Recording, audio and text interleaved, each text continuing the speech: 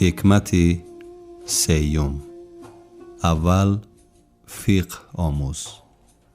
نفر نزد حضرت علی آمد و پرسید: یا امیرالمؤمنین، من تجارت کردن می خواهم، چیکار کردنم را توصیه می دهید؟ حضرت علی فرمود: اول فقه بیاموز. فقه پیش از تجارت می آید، زیرا اگر پیش از آموزش فقه کار تجارتی کنی از ربا و حرام نجات نمیابی. شرح: علم در همه گونه کار فیض و برکت خود را میگذارد و از گناه دور میسازد.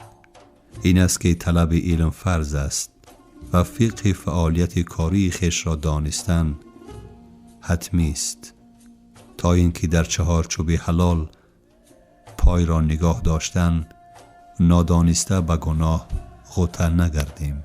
هر ذره از گناه راه را به جهنم نزدیک می سازد و هر قدم خیر باشد راه را به جنت نزدیک می کند.